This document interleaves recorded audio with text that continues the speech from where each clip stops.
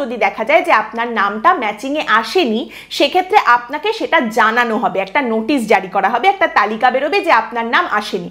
আপনি সেটাকে চ্যালেঞ্জ করতে পারেন। কিভাবে চ্যালেঞ্জ করবেন? একটা তালিকা রয়েছে, আপনারা জানেন নির্বাচন কমিশনের 11টা নথির একটা তালিকা রয়েছে।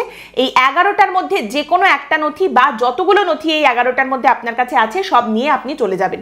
যে কোনো একটা দেখালেই হবে, এই 11টার মধ্যে যে কোনো একটা নথি নিয়ে আপনাকে বলতে হবে যে এই নথি আপনার কাছে রয়েছে, সেটা আপনাকে নির্বাচন কমিশনকে দেখাতে হবে যে এটা থাকার পরেও আমার নাম ওঠেনি, তাহলে এই হচ্ছে আমার নথি।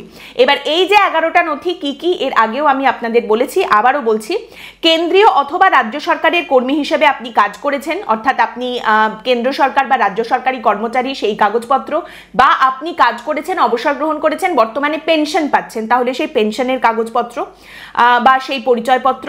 1987 সালের 1 জুলাইয়ের আগে ব্যাংক, পোস্ট অফিস, এলআইসি বা স্থানীয় প্রশাসনের দেওয়া যে কোনো নথি, জন্ম শংসাপত্র অর্থাৎ আপনার বার্থ সার্টিফিকেট, পাসপোর্ট, মাধ্যমিক বা তার অধিক কোনো শিক্ষাগত শংসাপত্র, রাজ্য সরকারের উপযুক্ত কর্তৃপক্ষের দেওয়া বাসস্থানের শংসাপত্র, আপনি যেখানে থাকেন সেই জায়গার কাগজ, ফরেস্ট রাইট সার্টিফিকেট, জাতিগত শংসাপত্র বা কাস্ট সার্টিফিকেট, জাতীয় নাগরিক রেজিস্টার যেখানে প্রযোজ্য, এনআরসি যেখানে প্রযোজ্য, পশ্চিমবঙ্গের ক্ষেত্রে নয়, তবে এনআরসি যে রাজ্যে প্রযোজ্য সেই রাজ্যে এনআরসির কাগজ তারা দেখাতে পারেন, স্থানীয় প্রশাসনের দেওয়া পারিবারিক রেজিস্টার, জমি অথবা বাড়ির দলিল। এছাড়াও আপনারা জানেন সুপ্রিম কোর্টের তরফ থেকে আধার কার্ড নেওয়ার কথাও কিন্তু বলা হয়েছে, আধার কার্ডটাকেও গ্রহণ করতে বলা হয়েছে নির্বাচন কমিশনকে। যদিও এই আধার কার্ডের মাধ্যমে আপনার পরিচয়ের প্রমাণ আপনি দিতে পারবেন, এটা নাগরিকত্ব কোনোভাবেই প্রমাণ করে না।